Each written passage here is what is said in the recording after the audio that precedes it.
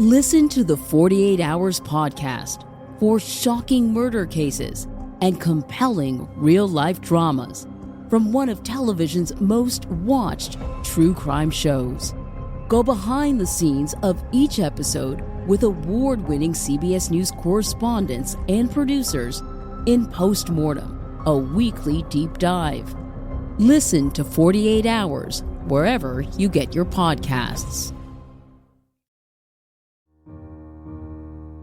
Inspired by the life of the savvy and ambitious Colombian businesswoman Griselda Blanco comes a new Netflix original limited series. Griselda tells the story of a devoted mother who, with her lethal blend of charm and relentless savagery, creates one of the most powerful cartels in history. Witness Sofia Vergara's captivating transformation into the godmother of the underworld. Griselda, streaming January 25th, only on Netflix.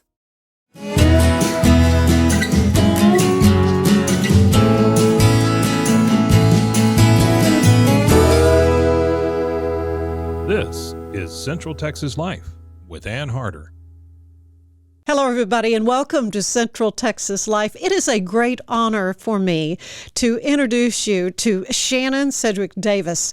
She's coming to us via Zoom from San Antonio, and Shannon she's just an interesting, wonderful person who was in Waco not too long ago as our keynote speaker for the Athena Awards luncheon. She is the CEO of Bridgeway Foundation and author of this book, To Stop a Warlord. Shannon, first of all, it's great to have you with us. We're both kind of in a little icy period when we're taping this, so good to see that you got the power on there in San Antonio. Oh, great to be with you. Yes, thank you. And it's finally warming up today. You gotta love Texas weather. One day ice storms, and the next day hitting 60 degrees. So. You know, that's what they say. Just wait 5 minutes, and it'll change. You, of course, were a Baylor Law School graduate, and you are a passionate advocate for social justice. I recall, when you were talking to the group about your work through Bridgeway, and it was so gripping and something that's so devastating for us to hear, but we need to hear. What got you involved, first of all, in social justice efforts? I was really fortunate growing up. I have some extraordinary family, two amazing parents who really paid attention to things that, that, for lack of a better way to phrase it, that made my heart beat a little faster. And often those themes were in and around justice issues. And so they very much encouraged me to continue pursuing this theme in my life, and look for ways to make my career centered around that type of theme.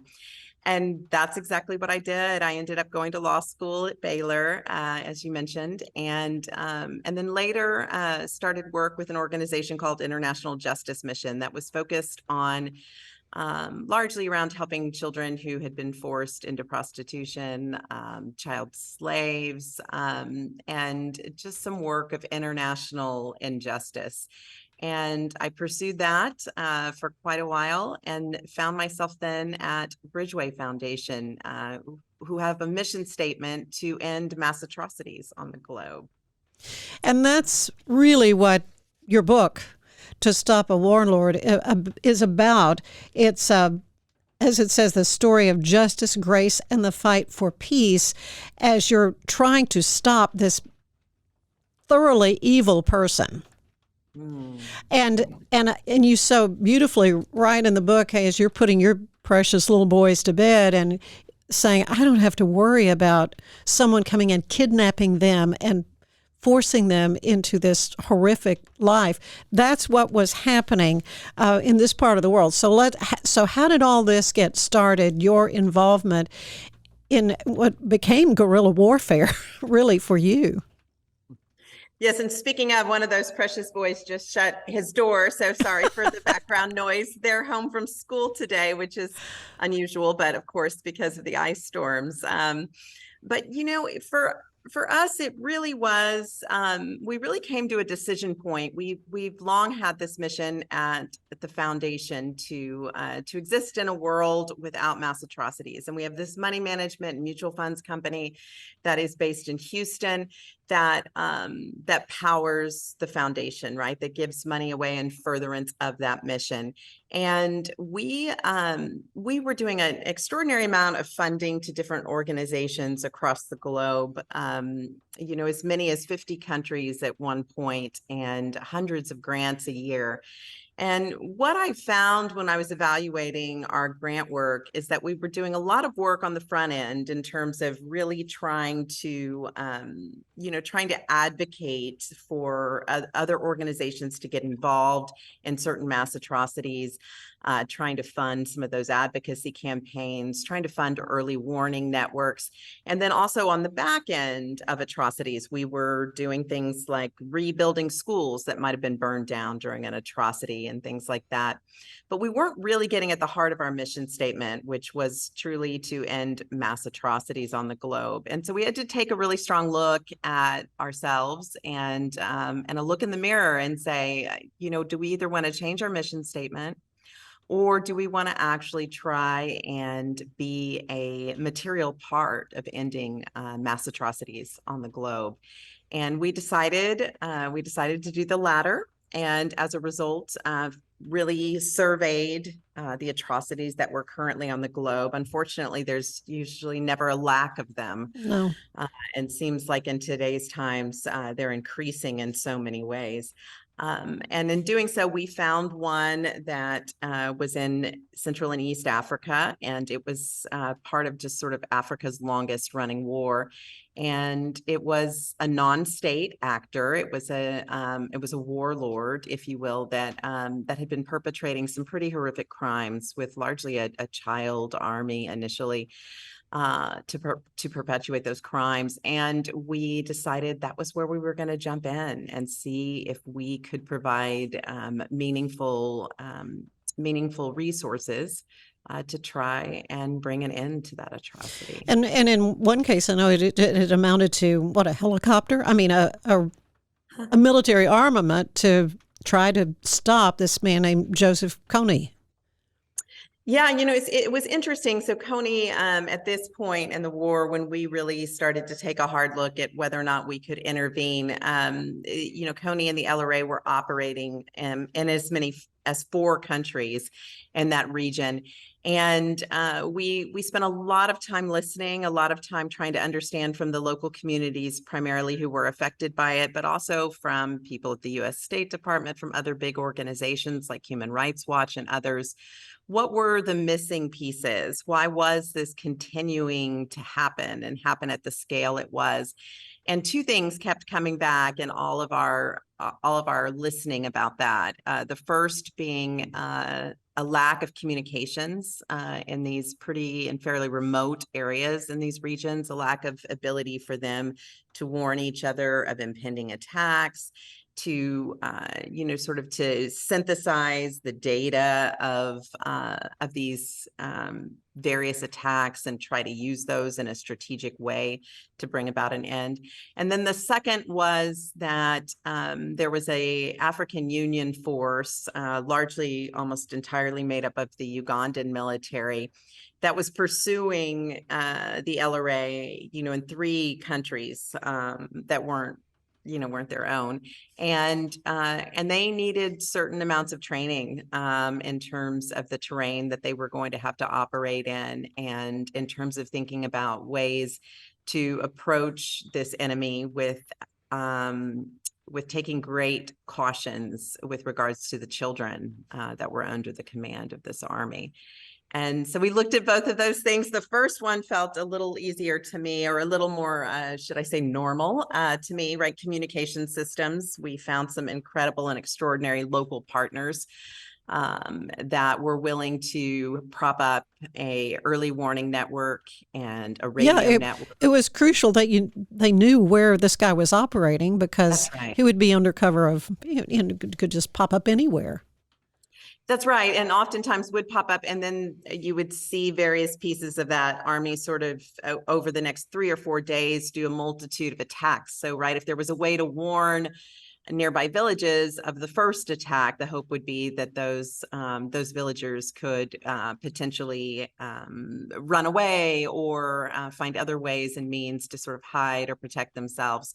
So the communications one, as challenging as it was certainly the easier of the two. The second one, which was really unconventional for an organization like ours, probably for any private individual, was this idea that we might provide resources for training for an army that was pursuing this actor. Well, and he had an army, but really they weren't necessarily willing participants. They had been kidnapped as children, these young boys, and brutally tortured, really mentally, into following this guy. But then when the opportunity came for them to leave, then you did work it kind of that way.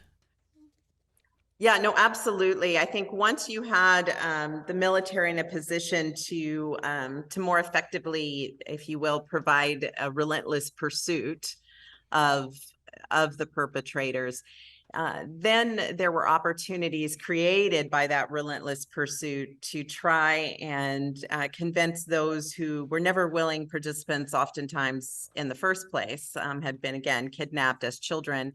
However, maybe kidnapped as a child 20 years ago, when they were 16 and now they're 36. Leading small groups who were more than willing to defect and come out after those opportunities presented themselves. I want to talk about some of the characters that you so beautifully write about in the book To Stop a Warlord. First is Desmond Tutu. Oh yes, Archbishop Tutu. What an extraordinary gift in my life that I was able to have a mentor like Archbishop Tutu. He was part of a group called the Elders that I was very fortunate to be on the advisory board for. He chaired it for a long time. And so we would see each other at least twice a year at our annual meetings. And we would also travel together to some of the areas that the elders were working to try and seek change. I remember one time that, I affectionately called him Arch, as did the rest of us. I remember one time we were in Darfur together in Sudan, and I just was constantly learning from Arch and several of the other elders. And we were going out to one of the refugee camps, and it was really horrific. I mean, what we were witnessing when we were out there was the situation was dire.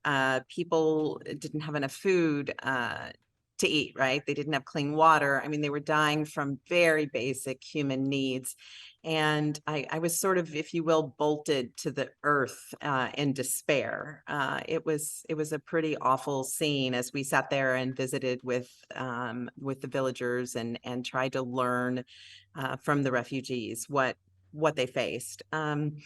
And there was one extraordinary point during our time there when I think we were all just sitting there and all very devastated, where I looked over at Arch, and he started singing, and then he started dancing, and extraordinarily, the refugees also started singing and dancing. So we all joined in and sang and danced. And it was so confusing to me, and I was really struggling with, what was going on there. And I remember when he and I rode back in the SUV together to the place that we were staying, I asked him, I said, Arch, what was going on there? That was so sad, and it was all I could do to hold back tears in that moment. And you started singing and dancing, and then we all were singing and dancing. And he said, Shannon, I was sad too. I was sad too, sister. I was crying inside. He said, but joy is a discipline. He said, we have to practice joy in those moments. And I have to say, that's probably one of the single greatest things that I've learned in my life.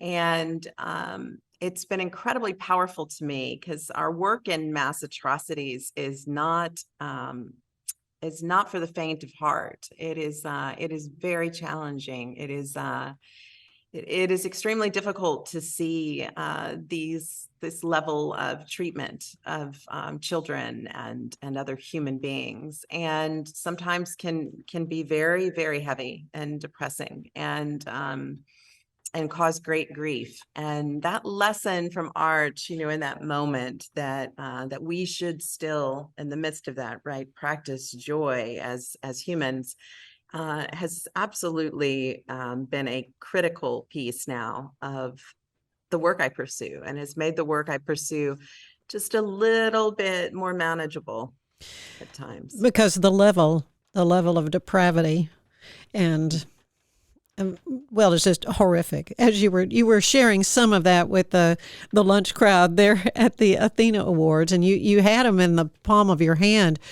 But we lead these insulated lives, not really being aware of the things that you have dealt with. Some of the other characters in the book I'd like to touch on. Laren Poole, a journalist, right? He was kind of the catalyst for this.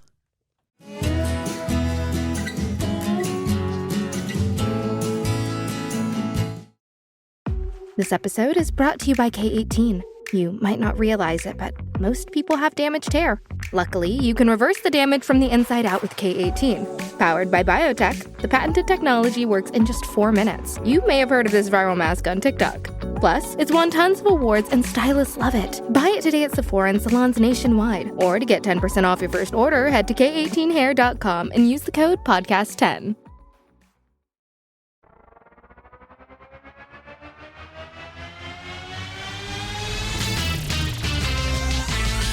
Frozen heroes. Gonna tell you about frozen heroes.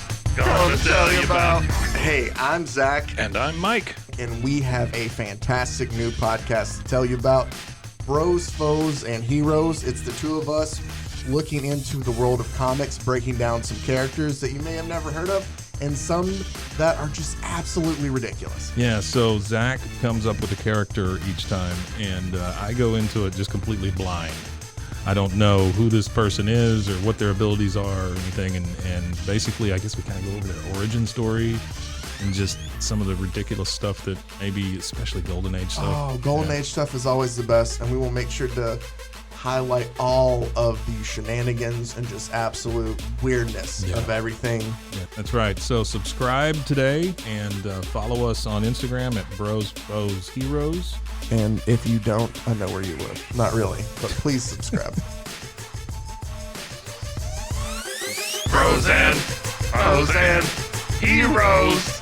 Gonna tell you about frozen heroes. Gonna tell you about.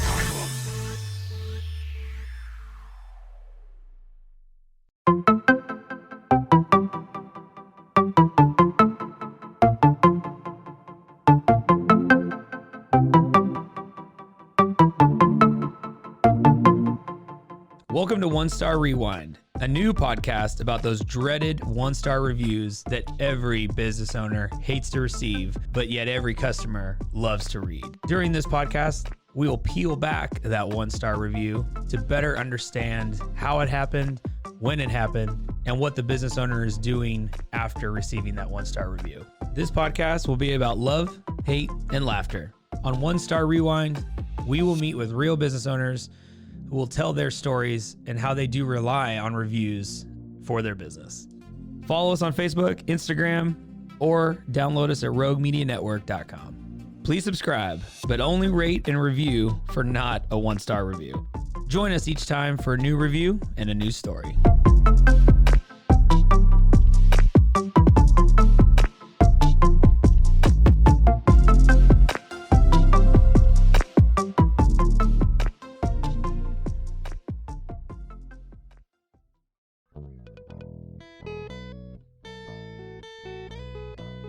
Hi, this is Sarah. And I'm Carter. And this is Some of Our Thoughts.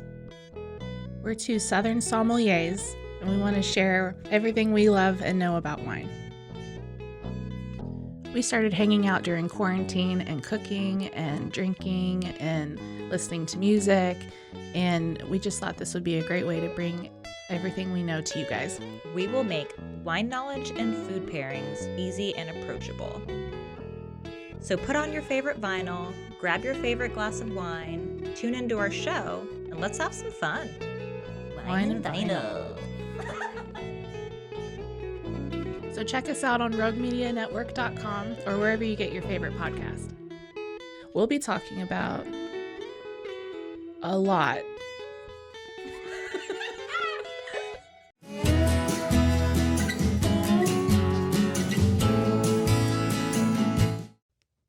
Yeah, Laren's extraordinary, and I dedicated the book to Laren, and we still work together today. Laren was a part of one of the groups we were funding for the advocacy portion initially, and was doing some films and some other work to try and shine a spotlight on this issue. He's one of the individuals that introduced Bridgeway to this issue. And, a few years into that work, he and I became quite close, and both seemed to just not be okay with only doing advocacy, with sort of putting Band-Aids on bullet holes. Right. You use that expression. Yeah. That it needs more than a stopgap. Yeah. And we both felt really called to act in this situation. And so I just remember one time after he had been to the White House and was having discussions about the U.S. intervening, and for most people, that would be a real high point, right? To spend some time there and be able to have these discussions. And instead he walked out and he called me and he said, Shannon, it's not going to be enough. There's just not going to be enough intervention to bring about a close to this. And I remember saying, well, then maybe we need to be a part of that solution. Maybe the people we're looking for are us, and maybe we need to step in and try and do that. And he said, I'm there, I'm with you. He was CEO and president of that organization for a while, and was willing to sort of leave that job and come join forces with me. And we tried this together, and that's been extraordinary. We've continued to work together. And I think that's a great lesson in life, is that especially when you're doing something hard, it's really important to do it with trusted partners and with people who share your vision and share your heart for the world. Absolutely. And another character, David Ociti. Is that how you say? Ochiti. Yes, He was very involved. I mean, his story is quite compelling. Yes, David's an extraordinary man. Just an incredible gift to all of us in humanity.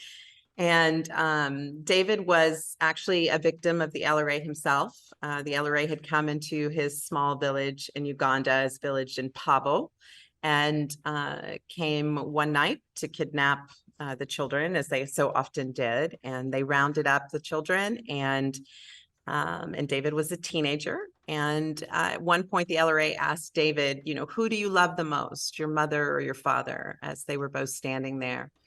And David said, I can't answer that question. How is it possible? I love them the same. And they shoved a gun towards him and they said, who do you love the most? And he said his father, and then they shot and killed his father in front of him.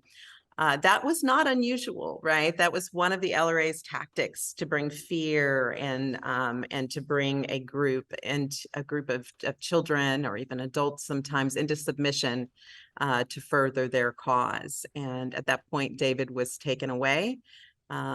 His brother was also taken at that time, but his brother was separated from him into a different group. And David was fortunate enough to escape several months later.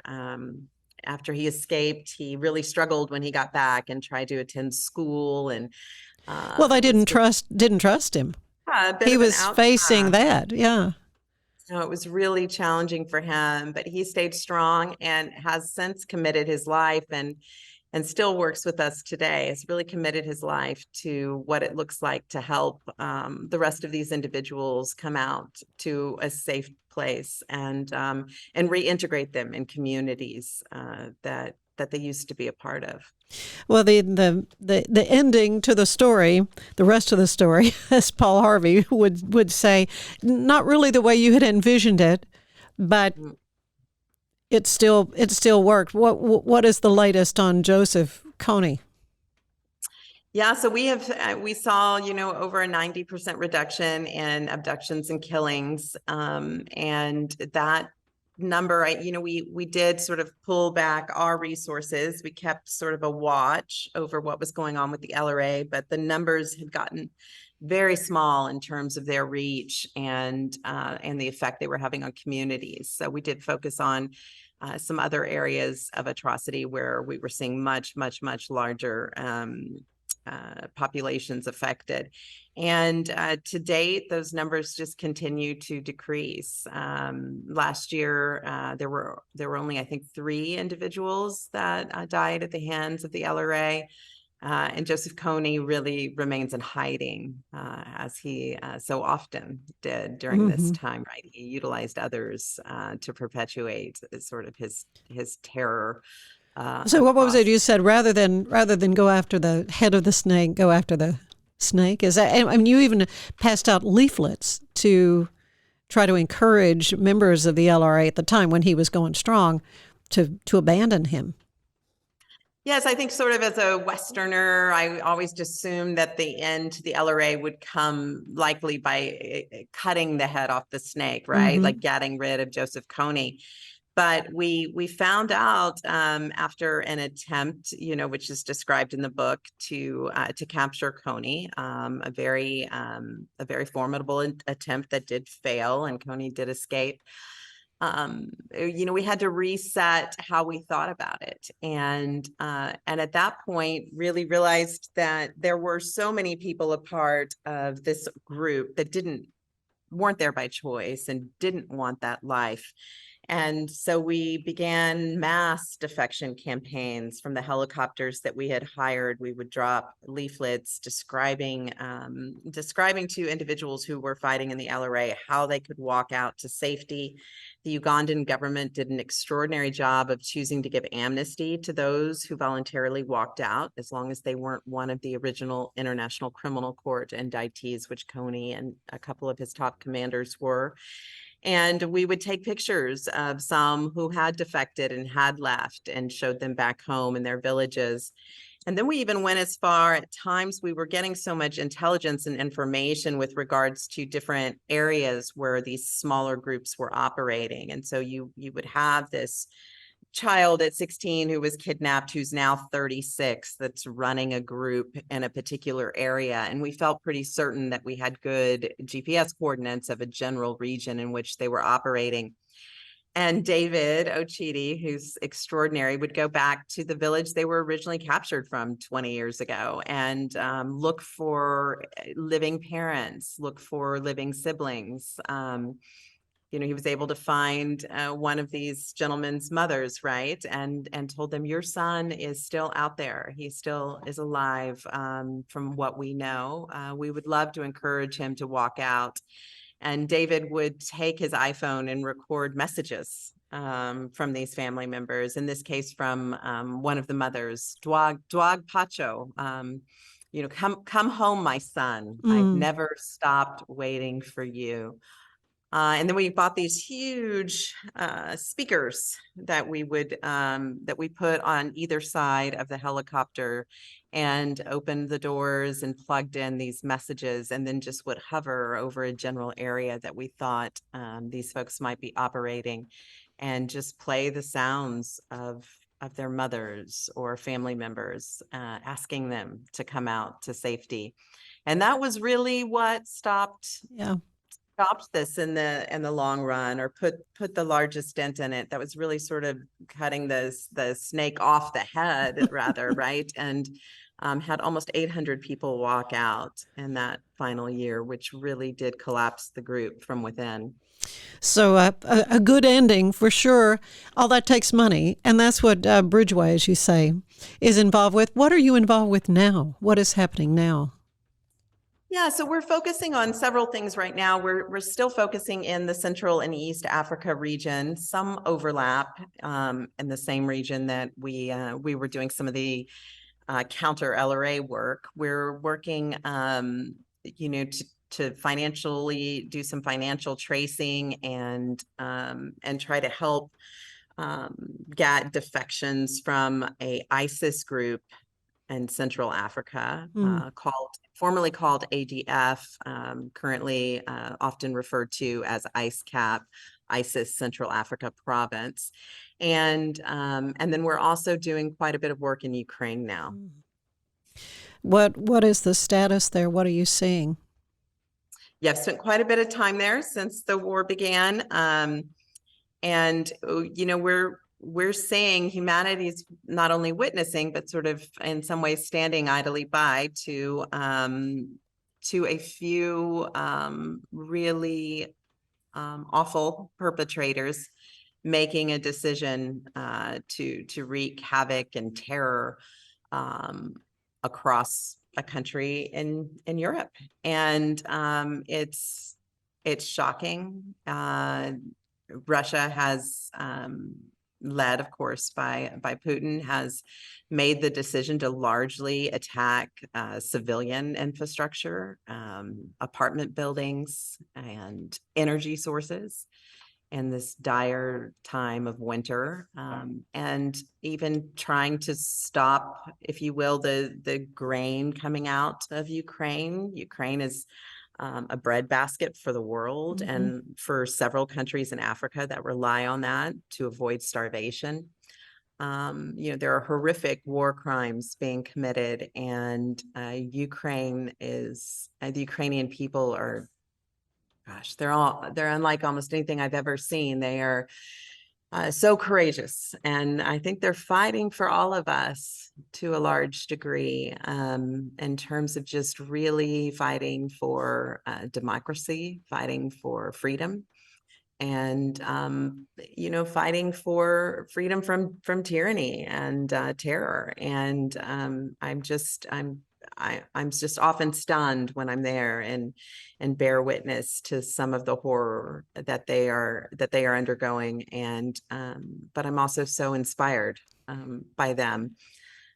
The world is responding, and in some ways, we have done quite a bit. There's much more we can do, but we have, the West has done quite a bit in terms of sending weapons and other resources to try to help and stop this war.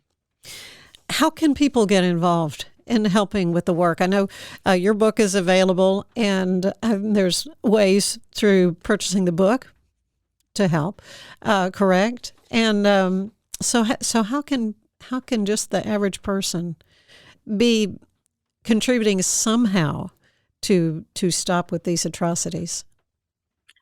Yeah, I think it's very important that, as fellow human beings, that we take note of what's going on the globe, right? That's the first step. And oftentimes that feels almost unsatisfactory to us. It's almost like we'd rather not know, if knowing it's hard. is then going to make us sad, and then we feel like there's nothing we can do. Yeah. But it's really incredibly important. I mean, I hear over and over from people in these different environments how much it means to them that the world's watching and the world's taking note of the extraordinary challenges they're facing. So that is certainly one way to express solidarity.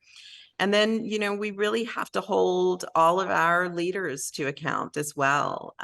We need to support our leaders who are willing to give government resources, U.S. resources to try and make a difference. It's really important for them to hear from us and to know that we support those decisions, because they oftentimes hear from those who might be skeptical of that. And then if you're really interested in getting more and more involved, financial resources, no matter how small, are always helpful. There's extraordinary organizations doing work day to day on the ground. It's a great way to participate. And oftentimes, sometimes people really want to go and be a part of change. And a lot of times those same organizations that might be available to financially support will have opportunities for folks to volunteer and be involved. Well, you have raised awareness here in Central Texas, for sure, Shannon, and I appreciate so much you taking some time to be with us today on our podcast, because the work you're doing is so incredibly important, and you've put your life on the line many times, traveling to these places to learn more and to help. And again, I just appreciate your time. Shannon Sedgwick Davis, To Stop a Warlord is the name of the book. You'll want to go to, I guess, Amazon, and you can get it there, and share it with your friends. Have your book group read it. I mean, it's an excellent. You're a wonderful writer. You got another book in you? I don't know. That's one of the hardest things I've ever done, was writing that story. That story was almost too sacred for paper. Yeah. So it was really a challenge, and making sure that the spotlight really remained on the true heroes. And those true heroes are people like David and others who are undergoing this suffering day to day and coming up with remarkably creative solutions. But I still have a little bit of trauma maybe from the book writing process. So maybe not yet on another one. Well, mission accomplished on this one for sure, Shannon. But again, I thank you so much for your time being with us today. Thank you too. It was my joy. I really appreciate it. And thank you for putting a spotlight on this important stuff. Well, it's my honor. Thank you. And thank you for being with us for Central Texas Life. We'll see you again next time. Bye-bye. Central Texas Life with Ann Harder is part of the Rogue Media family. Be sure to check out our other shows at roguemedianetwork.com. Please rate this show 5 stars on iTunes, Spotify, YouTube, or anywhere you get your podcasts. Join us again soon for more Central Texas Life with Ann Harder.